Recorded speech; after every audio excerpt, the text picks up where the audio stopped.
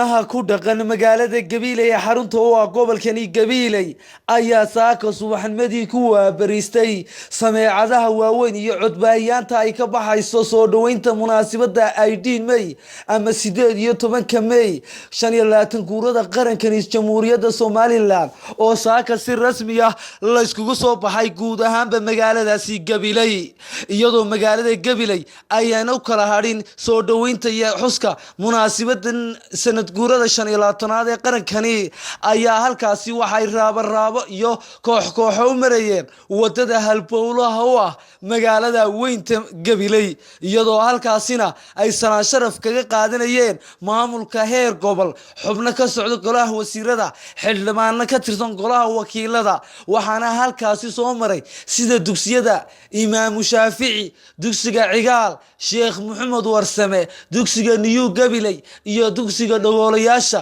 shirkadda isgaarsiinta Talason iyo shirkadda Beder iyo sidoo kale dadweynaha reer Gabiley oo ururada bulshada u raacayeen ururada hidaraac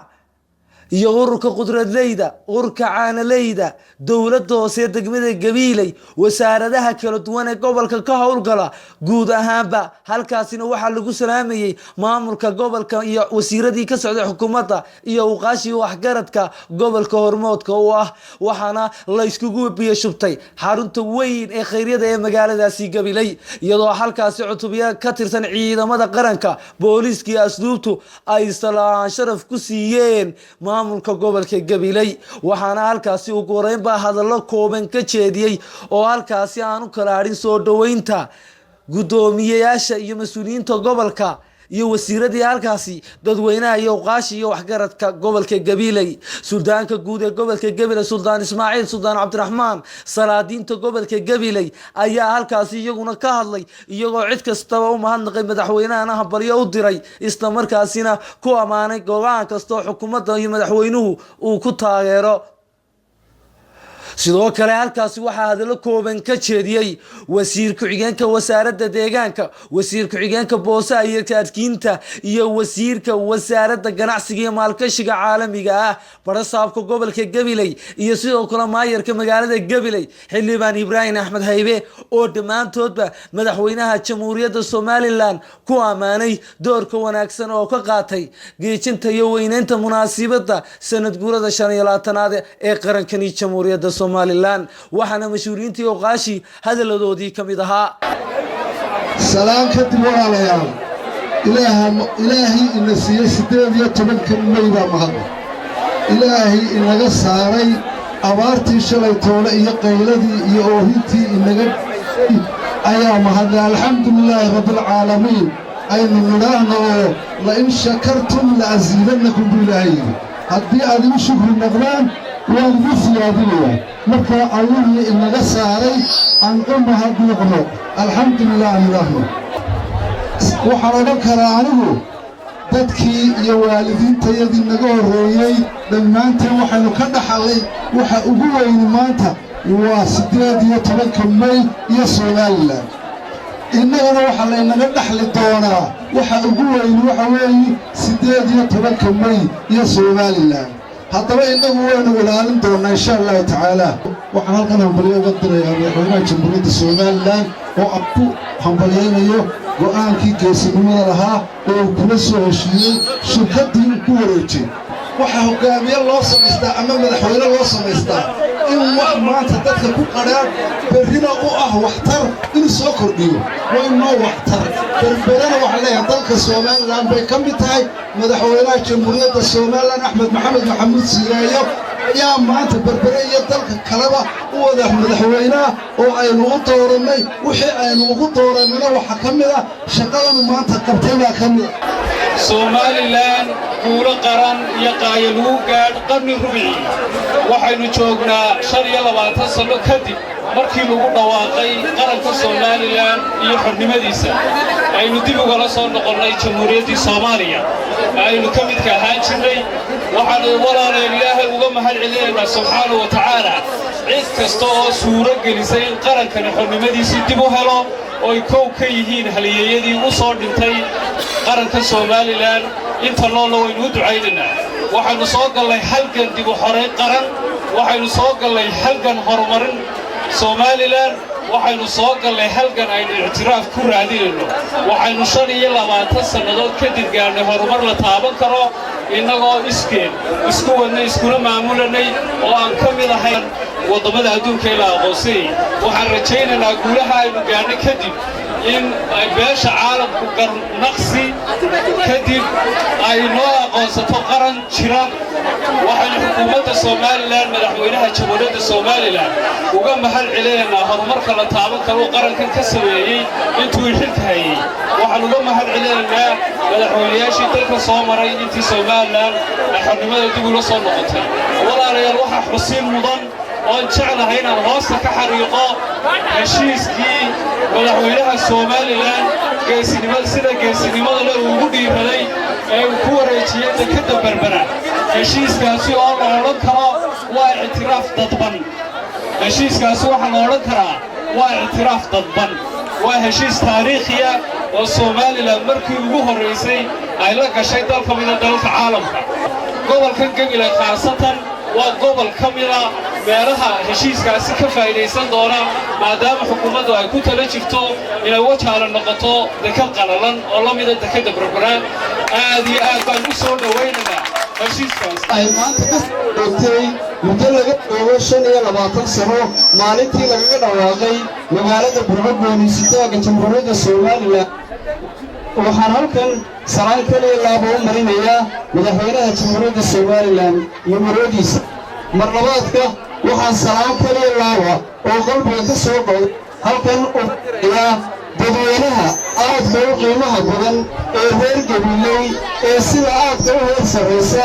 u soo abaabulay uga soo qayb galay u weyneeyey xafladda 18 May oo aynu ku muujinayno qarannimadeenna jiritaankeenna iyo cududeenna gobolnimo haddaan ka hadlo kolley gobolka gabiley waddanka somalilan taariikho badan ayuu ugu sugan yahay haddaan ku horreeyo ciddii u horraysay ee soo aragtay nidaamkii soomaaliyeed ee aynu kala goonay ama inoo sheegtay farriintaynu soo gaadhsiisay wuxuu ahaa abwaankeenii weynaa ilaahay naxariistii jannaha ka waraabiyo cabdilaahi suldaan macadde cabdilaahi suldaan wuxuu inoogu sheegay maaso farshaxana dugsigii baarlamaanka iyo dekeddii xamad wuxuu inoo soo diray farriin meeshii aynu tagnay inaan waxba inoo oolin mar labaadka gabiley waxay ugu sunto tahay somalilan inay tahay goobtii u horraysay ee laga ballaysimay halgankii hubaysnaa ee asalam taasina waxa weeyaan taariikh labaad oo ay ugu suntan tahay jamhuuriyadda somalilan ha noolaado xisbiga kulmiya ha noolaado mudanayaal iyo marwooyinba anigoo ku hadlaya magaciinna magaca golaha wakiilada magaca xisbiga kulmiye waxaan idiin soo gudbinayaa salaan kaliya laaba waxaan idinku hambalyaynayaa maalintan weyn aynu farxaddeeda ku jirno waxaan leeyahay sanadkiisa ilaahay bashbashiya barwaaqa haynuu gaarsiiyo ilaahay nabadgelya haynuu gaarsiiyo waxaa weeyaa 18 May waa halgankii asalam wixii uu dhalay weeyaan waxaynaynala gudboon inaynu ilaalinno inaynu adkayno inaynu horo u wadno inaynu haleelaha ka joogsanno waxaan intaa ku darayaa aad iyo aad maalmahan waxaad u maqlayseen heshiiskii barakada lahaa ee dekedda berbera waa 442 milyan weeyi dekedda berbera waa iminka 660 mitir weeyi waxaa lagu darayaa 800 oo mitir waxaa la samaynayaa meel alaabta la dhigo laydhaa free zone oo dherarkeedu yahay 20 kilomitir ballaceeduna yahay 15 kilomitir waxay qaadaysaa markii dhowr milyan oo konteynar bay qaadaysaa dhowr milyan oo konteynar waddanka imaaraadka iminka aynu wax la saxeexannay dekaddiisa jabal cali laydhaa free zoneka waxa ka shaqeeya oo jooga 7,500 oo kambani baa ka shaqeeya 7,500 oo kambani hadda qof ma aha waa 7,500 oo kambani baa ku xafiisyo oo ka shaqeeya taasoo kala doonaya in laga dhiso maanta berbera waxa weeyaan horumarka barwaaqada dalkeenna weeye nabadgelyo horumar kalsooni iyo isku toosani waxaa kaloo salaan qaaliyaal baan ugu dirayaa dadweynaha sharafta leh samirka badan dulqaadka badan ee gobolka gabiley sida qiimaha iyo sharafta leh ee aad uga soo qayb gasheen xafladdan iyada ah waxay muujinaysaa in gabiley ay tahay xuduntii halganka inay gabiley tahay xuduntii xornimada inay tahay xudunta ummadda Soomaaliland oo dhani ay ku faanto run ahaantiina waxaan aad iyo aad idinku hambaleynayaa sida qiimaha iyo qaayaha leh ee aad uga soo qayb gasheen 15 guurida maalinta qarannimadeenna ku noqon maayo 18 May